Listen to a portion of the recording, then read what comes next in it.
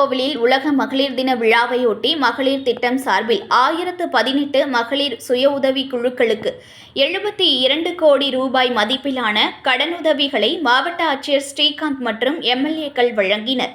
மயிலாடுதுறை மாவட்டம் செம்பனார் கோவிலில் தனியார் திருமண மண்டபத்தில் உலக மகளிர் தின விழாவையொட்டி மகளிர் திட்டம் சார்பில் மகளிர் சுய உதவி குழுக்களுக்கு கடனுதவி வழங்கும் விழா நடைபெற்றது.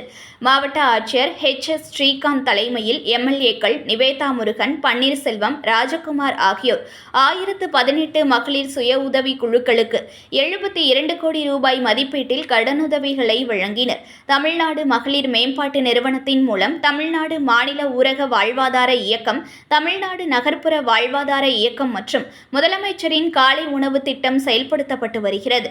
மயிலாடுதுறை மாவட்டத்தில் 7716 சுய உதவி குழுக்களில் 95,998 உறுப்பினர்கள் உள்ளனர். புதிய குழுக்களுக்கு ஆதார நிதியாக 15,000 ரூபாய் வழங்கப்படுகிறது.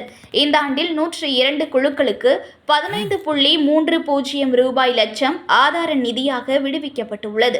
தொழில் செய்யும் குழுக்களுக்கு சமுதாய முதலீட்டு நிதியாக 1,50,000 ரூபாய் வழங்கப்படுகிறது.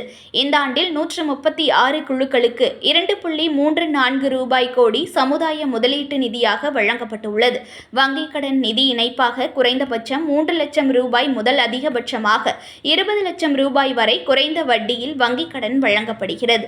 இந்த ஆண்டில் 4வது தேதி வரை 558 கோடி ரூபாய் வங்கிக் கடனாக மகளிர் சுய உதவி குழுக்களுக்கு வழங்கப்பட்டுள்ளது.